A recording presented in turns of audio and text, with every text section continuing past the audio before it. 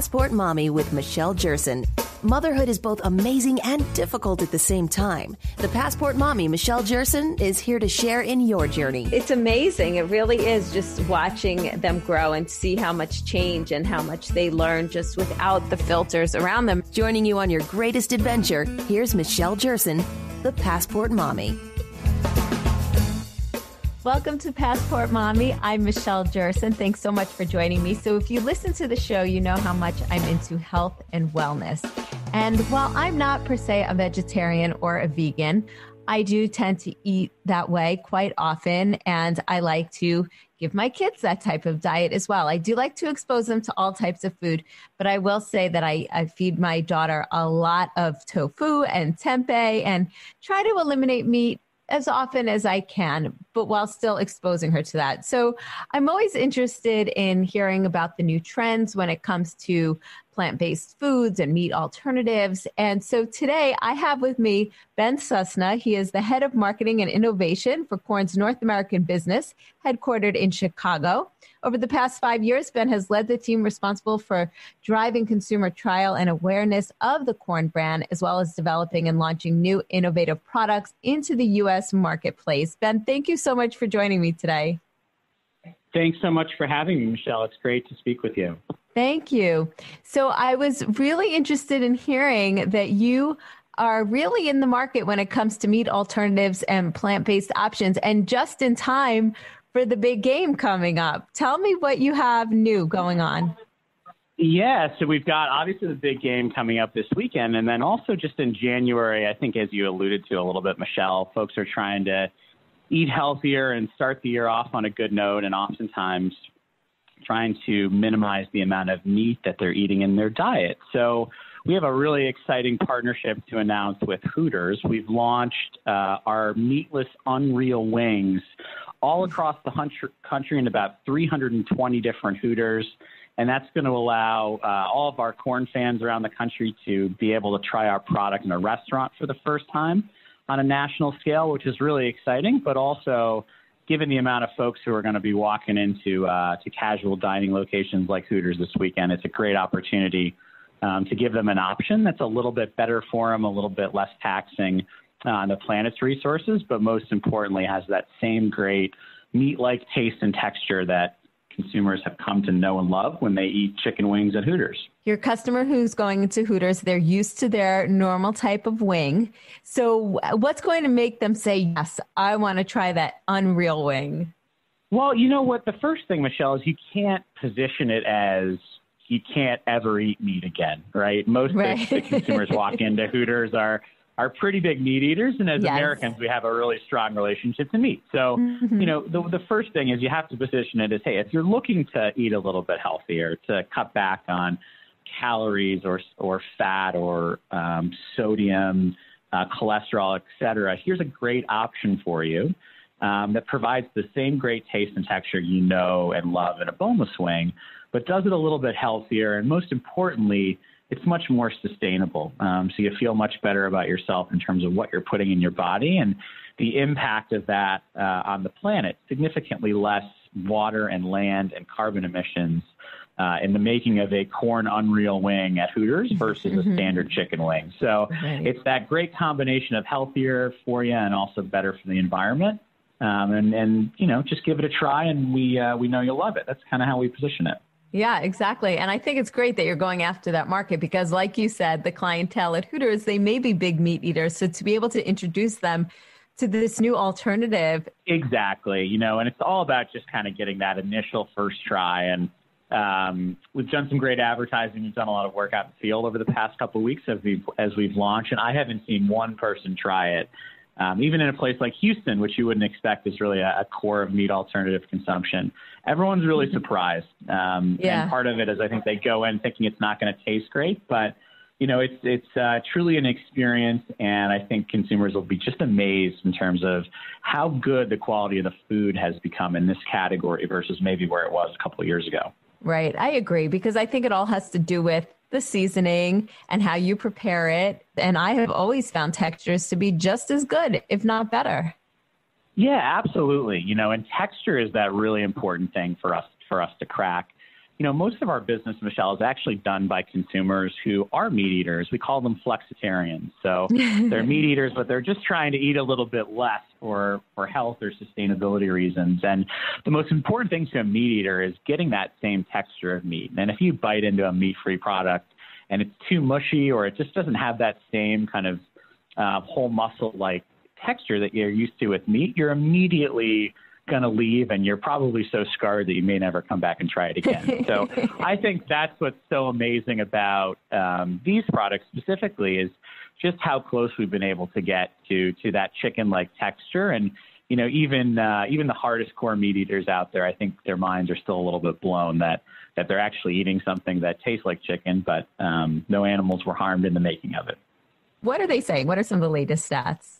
Oh, my gosh. Well, so it depends on who you ask, but from our view, the category for meat-free products now in retail, in addition to food service, is now over a $1 billion category, probably growing at about 20 to 30% year over year. And, it's really driven by a combination of two things. One is the quality of the food in the category has significantly gotten better over the past couple of years. So stuff like the Beyond Burger, the Impossible Burger, the QUORN Unreal Wings, none of those existed a couple of years ago. And it was really, you had to kind of go to a dark place in the freezer aisle to get a very highly processed veggie burger to eat vegetarian food. So, first and foremost, the food has actually gotten really, really good. And the second thing is just the impact of sustainability and the conversation about one's diet. And everyone wants to be more sustainable. Everyone tries to recycle. You'll take the bus to work if you can. You'll buy a Prius if you can afford it, maybe. But, all you have to do to have a really good impact on the planet in this category is have the exact same meal you love, but just substitute out a plant-based option or corn for meat. And you'll still get the great same taste and texture you love, but you'll get it a little bit healthier and a little bit more sustainable way. So, those two drivers together are really, really a tailwind behind the category. And we don't see the sustainability or the environmental question really going away anytime soon. We see that as really being kind of a long-term driver for this category and just something that we're all going to have to keep our eyes on in terms of our impact on the planet. And this is just kind of an easy way to have a really positive one. Right, exactly. Well, that makes me feel good because I couldn't afford the Prius and I still want to help the environment and for sustainability. So I'm glad to hear that the way I eat is making a big impact in that sense. So we do need some ideas on what to put out for the big party this weekend, or maybe you have other parties coming up. Besides these boneless wings, the Unreal Wings, tell me, what else should we be doing? So my favorite Super Bowl appetizer that we have, Michelle, is made with our corn grounds. It's our corn ground beef substitute. And we've got some great recipes on our website, www.QUORN.us. And QUORN is spelled QUORN. This specific recipe is really simple. You just get some tortilla chips or cups that you buy at your favorite grocery store. Make the corn grounds in the pan in about 5 to 10 minutes with taco seasoning. Just add a little bit of shredded cheese on the top.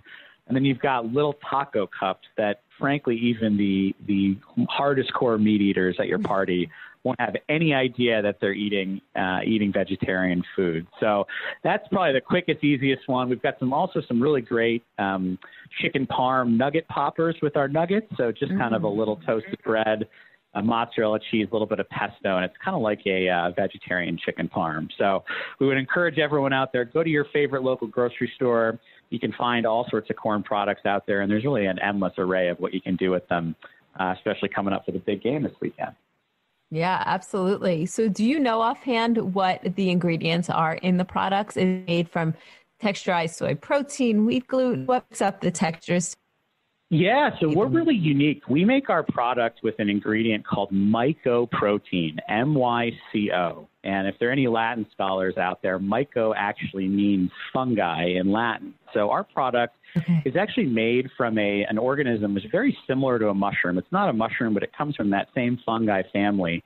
And we make it in a way that's kind of very new and on trend. You've probably heard about probiotics, kombucha.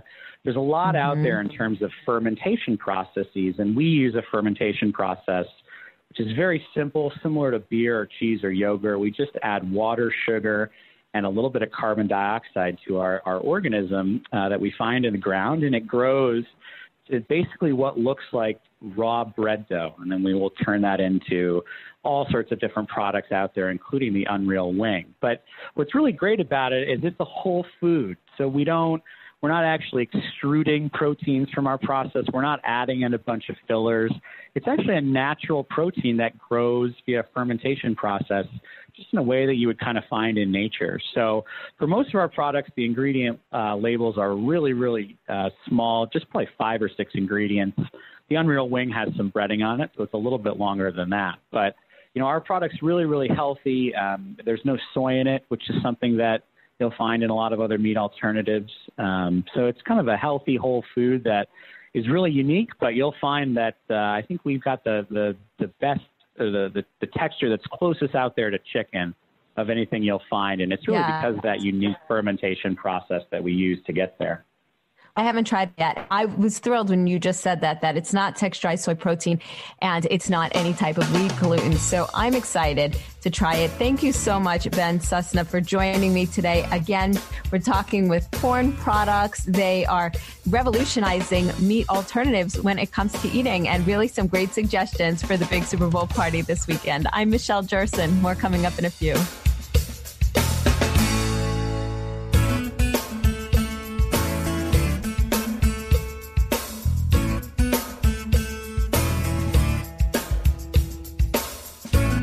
Motherhood is a journey. Joining you on your greatest adventure, here's Michelle Jerson, the Passport Mommy.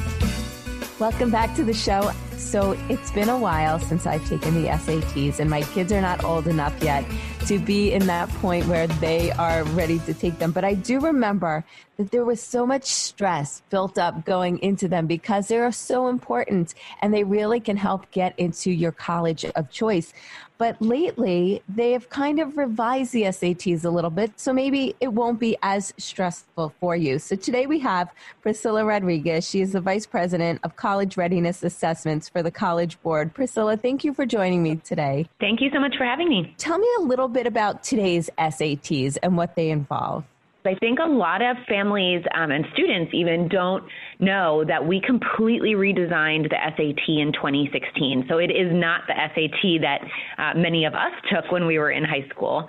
We wanted the SAT to truly measure what students actually are taught and learn in high school, and what it's important that they kind of take with them from a knowledge and skills standpoint. It's not about surprises or tricks or strategies, which is how I remember the SAT that I experienced. Those vocabulary words that we were all cramming for on flashcards, and those math problems that felt like they were more about like the trick that you use for it, not the actual math skill. And even the penalty for getting a question wrong, those are all gone. So there really shouldn't be surprises for students. This is reading, writing, and math material that they've been seeing throughout their high school career. And the SAT is really a chance to show what they've learned and where their strengths are.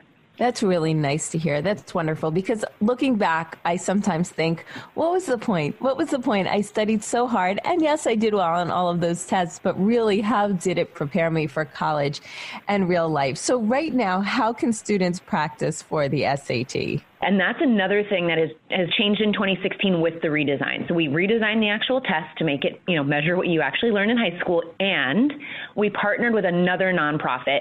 They're called Khan Academy, a great organization, to develop a practice resource for all students. So you may remember, but before this tool existed, there were real inequities in how students were able to practice and prepare. If your family had resources and access, you might have found yourself with a private tutor or in, weekend or night classes.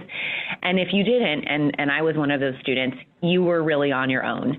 And we just thought that was fundamentally wrong. And so we partnered with Khan Academy to create this free online personalized practice tool that has real SAT questions and real full-length SAT exams. and help students kind of diagnose the subject areas within it where they're really strong already and the ones where they should focus their valuable time because they have room for improvement. And the data we've gotten back on the millions and millions of students who've used it so far are really, really promising. 6 to 8 hours of total practice on official SAT practice is associated with an average 90-point score improvement, which really changes the kind of college you can be considering. Absolutely. And you were saying now that the test is or colleges are going test optional, but students should still take the SAT in your recommendation, correct? It is. Yeah, test optional is really a set of policies that a number of colleges are putting in place that essentially tell students, if you want to submit a college entrance exam score like the SAT, please do on your application. But if you don't, you don't have to. And we appreciate anything that we all do for students to create options, flexibility, and lower the stress. Right. But I think there's two things that students and their families need to know as they think about where they're going to apply and how they'll apply, especially if they're looking at some test optional schools. So the first is that even though some schools are test optional, they still accept the test scores, right? It's send them if you want, and if you don't have to. But what that means in practice is that the vast majority of applicants are still taking and sending their test scores. So students should just know that most applications are coming in with a test score still. And then the second is that many colleges use SAT scores for more than just that admissions decision. It is often a really key input into who colleges give their scholarship dollars to. And it often also is used by colleges to help place students into their freshman year classes, right? Which level of math, which level of that, college writing course.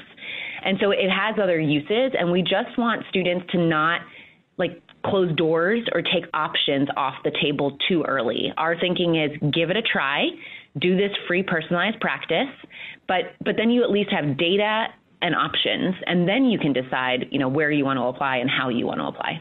Right, which I think is wonderful. You definitely want as many options as you can have when applying to colleges, so why not? So where could people go for more information to learn about the free online program as well as any other information around the SAT and PSATs? Yeah, thank you.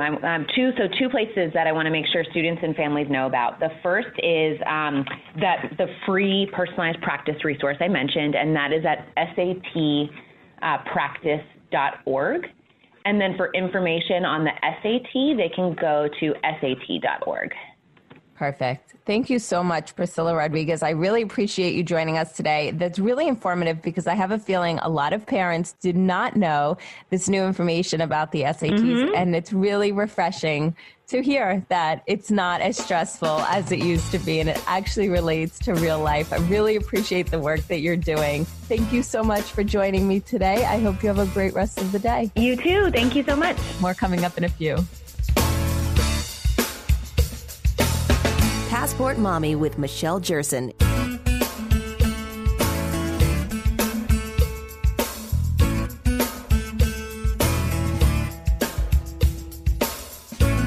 Motherhood is a journey. Joining you on your greatest adventure, here's Michelle Jerson, the Passport Mommy. Welcome back to the show. I'm Michelle Jerson. So I have to tell you, it's February and I'm craving a cruise. I am craving to get out of this cold weather.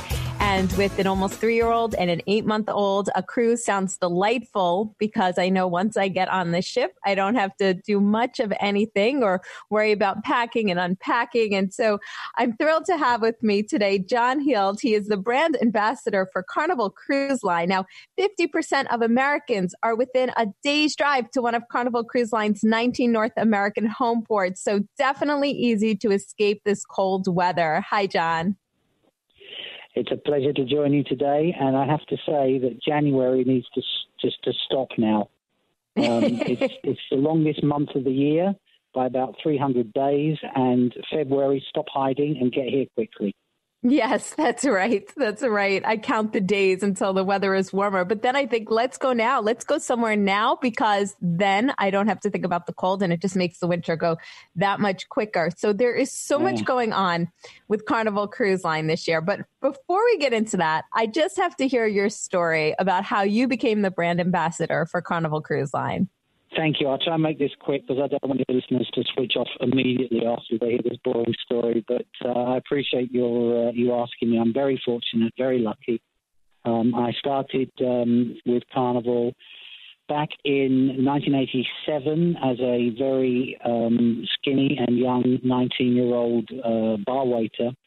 And it was quickly realized that I was the worst bar waiter in the world. So I was quickly moved on to a position known as social host or entertainment staff, and handed this strange thing called a microphone. And fortunately, after a few months of doing that, I was promoted to cruise director. And back then, in those days, cruise directors had to have a talent. They were singers, they were entertainers, they were magicians, they were jugglers. I had no talent at all. So it was a little bit of a strange transition from bar staff to cruise director. So I was extremely fortunate. And then for the next 25 years, I was cruise director, delivering all the new ships for this great cruise line. And then having a daughter of my own, who's now 11, it was a time I thought that maybe I hang the microphone up, and Carnival gave me the opportunity to do the social media and host all the acts. So here I am. What a great story. And to be a cruise director on a ship is no easy feat. I mean, you have to have energy and enthusiasm and do the same thing over and over again every single day. So I give you so much credit.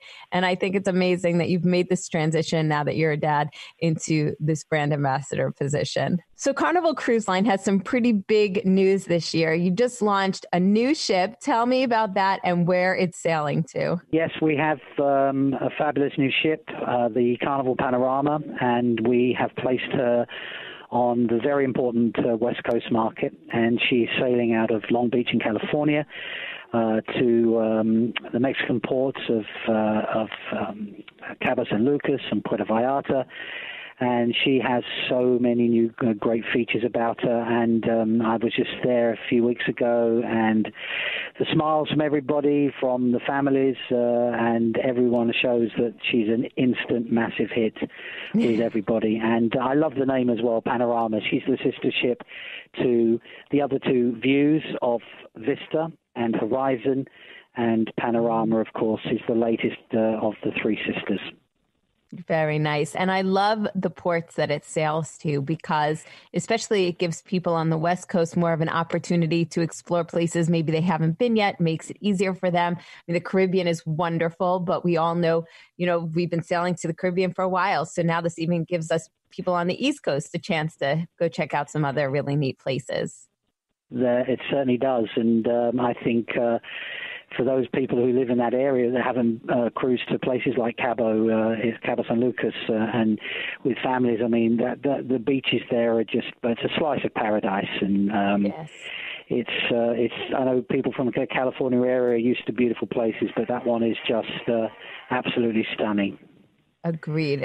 So tell me, for families, Carnival Cruise Line is the leader in family travel, because you carry nearly 1 million kids a year on the ships, and you have some really great partnerships with, say, the Seuss Experience, Dr. Seuss. Tell me about that. Tell me about Dr. Seuss Enterprises and what's on board for everyone. Yeah, I mean, if you think about how far we've come and the real estate we give on board to families, it's extraordinary to see. And we carry over 1 million children per year.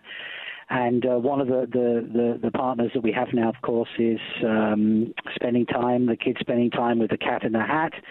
And they have breakfast with green eggs and ham, a special Seussapalooza parade, and story time. The cruise director reads the kids, and the adults love the green eggs and ham as well. And they read them the story, and it's all part of Seuss at Sea, which is our exclusive partnership with Dr. Seuss Enterprises. And the kids, I mean, to see their faces when Thing 1 and Thing 2 and the Cat in the Hat join them for breakfast, is quite, it would light up the darkest room. And I do think it's important also that when I see this, it's not always just the families with children that are there. Sue's has such a across the generations effect that I've seen, older people, people in their 70s, who are there and want to be part of it as well. So, yeah, it's an extraordinary thing. We also have on the horizon, we have the themed Dr. Seuss Waterworks with the slides and the thrill and the screams of kids coming down those slides is again something that's just great to see and great to hear. And I think the biggest comfort for families coming on board the ship, and I include myself in this as a father, is the fact that we have Camp Ocean. Now, all of our crew are dedicated, but people say never work with children and animals, but these guys work with the kids, and they keep them in such a safe environment, and they give them the kids such a brilliant time, and then parents and guardians can have that extreme comfort of knowing that while they're sipping on a nice pina colada by the pool, or watching a comedy show, or having maybe a romantic dinner for two, the kids are having such a great time at either Club O2 for the younger kids, Circle C for the younger teens, and Club O2 for the older children as well. So I think comfort, safety, and fun, those three things for parents and guardians are the three things that make Carnival so popular with families. Yes, and you hit the nail on the head. I mean, when you said romantic dinner for two, I don't think we've had one since the kids were born. So to know that we could come on board I keep asking you, but you turn me down every time. Well, you got it. Me and you. Sorry. You said you and I'm sorry. I misunderstood. Hey, you know what? Anything goes. If I could just get out and have an adult dinner, it would be wonderful. So I would love to have an adult dinner with you. It is great, yeah. It is great to see that, they take the kids to Camp Ocean, and they go to, the dining room or maybe one of the specialty restaurants. And it's great to know that you don't have to keep looking at your watch, and you're not worried about if the babysitter is somebody that you can really trust and has the kid gone to bed yet. And 9 times out of 10, there will happen what happens to me every time I take my daughter there, and that is, can I not just stay another hour, please? Right, right. That's great. I love to hear that. Something right. Exactly. So we mentioned food. We mentioned the romantic dinner for two, but there are so many restaurants on board, casual, a little more formal, so many international options. Tell me about your partnerships.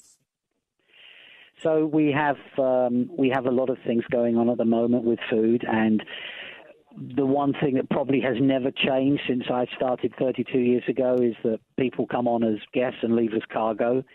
That's an old cruise director statement, but it rings true today, and people certainly have so much choice. I mean, the choices that we offer now are just incomparable. They really are. I think I have to start by saying the one thing that is the magnet for people the moment they walk on a ship on embarkation day, and that's Guy's Burgers. The chef, of course, Guy Fieri, has Guy's Burgers now on all of our ships. Okay. And they on an embarkation day from noon until 6 p.m., we will serve around 1,500 Guy Burgers. 1,500.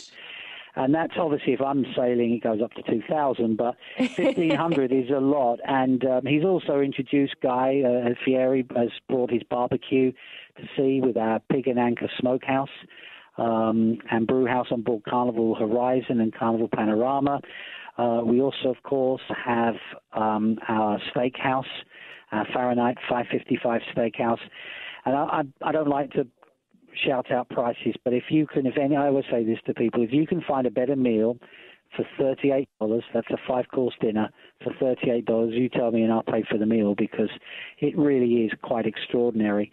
We also have new ones to look forward to as well. We have our Chief Fun Officer, Shaquille O'Neal. We are bringing his Guy's Chicken to our ships. We'll have more news on that soon. And we also have Cucina del Capitano, and we also have my personal favorite restaurant, which is, I believe, on 4 of our ships, which is the Gigi Asian Kitchen. $15, a family style, the best of Asian food, from Chinese to Indonesian to Filipino. It's just magnificent.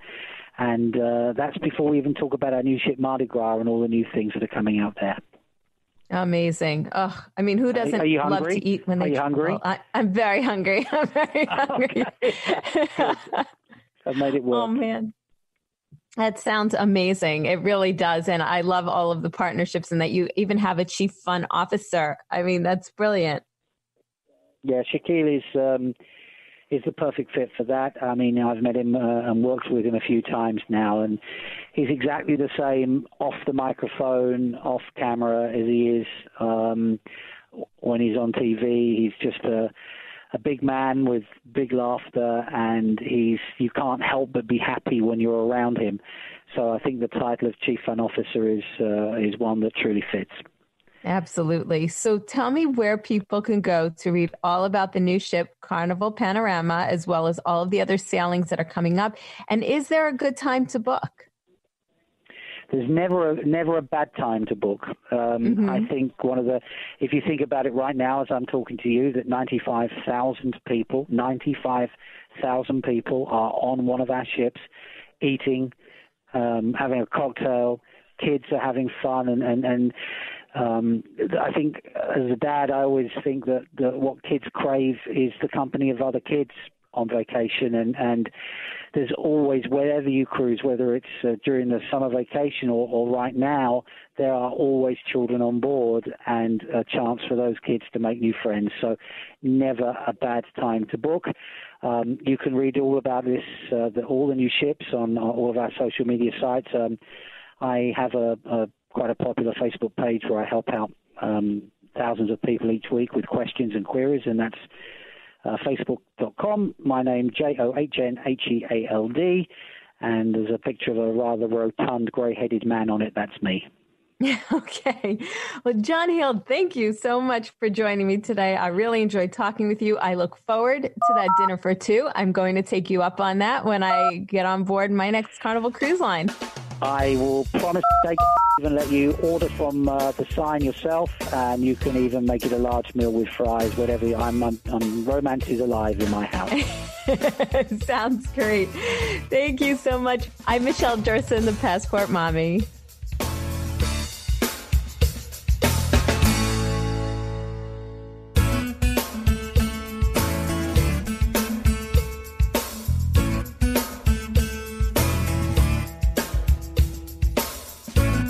Motherhood is a journey. Joining you on your greatest adventure, here's Michelle Jerson, the Passport Mommy. Welcome back to the show. I'm Michelle Jerson. So did you know that every 2 years, 4th and 8th grade students across the United States, they're given a reading assessment known as the National Assessment of Educational Progress, or the nation's scorecard. And the test measures reading comprehension by asking students to read selected grade-appropriate materials and answer questions based on what they have read. Well, in 2019, nearly 294,000 students participated, and in both grades, the average reading scores were lower in 2019 than they were in 2017. So that's pretty disappointing. But today I have with me Christina Riley. She is the EL Education Director of Curriculum Design. Christina, thank you for joining me today. Thank you for having me. Sure. So tell me a little bit, what is the nation's scorecard exactly? Who is tested and how often? So the nation's scorecard, the National Assessment of Educational Progress, or the NAEP, many different names, it's a reading assessment and a math assessment also, given every 2 years to a representative sample of students in public and private schools across the nation. As you already mentioned, it's administered in grades 4 and 8, and then also approximately every 4 years at grade 12. And the purpose of this is really to track achievement over time in reading comprehension and math across states. Got it. So why, after 20 years of reform, do you think student scores on the nation's scorecard are remaining stagnant or have actually declined? There's actually many factors at play here, but something that we focus on in EL education is we have designed a high-quality curriculum that is based on research. So something that we're seeing in many classrooms is that the literacy programs being implemented to teach children how to read are not actually aligned with decades of research on the most effective way that students learn how to read. So we focus on basing our program on the research. Got it. And so you have partnered recently with the Detroit School District. Why did you decide to partner with them, and how was the curriculum implemented? So the Detroit Public Schools Community District set out to shift the trajectory of education, and they created a 5-year educational reform plan, which we really believed in. They partnered with us for the implementation of our K-8 language arts curriculum, and because we're committed to closing literacy opportunity gaps across the country, partnering with Detroit was an opportunity to do exactly that and empower the students to reclaim their right to literacy. So in 2018, we began the implementation process of our K-8 curriculum, and it impacted roughly 30,000 students in the district. And we also provide direct on-site teacher supports to select schools across the district. And after just 1 year of partnership with us, students in Detroit posted their highest ever scores on the Michigan ELA assessment. Wow, that's really impressive. So what exactly is the EL education? What goes into it? So EL Education is a K-12 nonprofit, and we empower teachers to transform schools in diverse communities across the U.S. We've been around for more than 25 years, and we have a 3-dimensional vision of student achievement that includes mastery of knowledge and skills. So within our English language arts curriculum, of course, the skills we're focusing on are literacy, reading, writing, speaking, and listening, and language. We also focus on habits of character and helping students to become effective learners and ethical people who can contribute to a better world, and that is embedded within the curriculum. And then we also focus on the final dimension, which is students creating high-quality work to be reflective of what's going to be expected of them in the real world. That's great. I think more districts should be participating in this. What a wonderful program. Where can people go for more information if they're curious about how to implement this in their schools? eleducation.org. Terrific. So real quickly, we have about a minute left. Any other goals that you have for this program in the near future?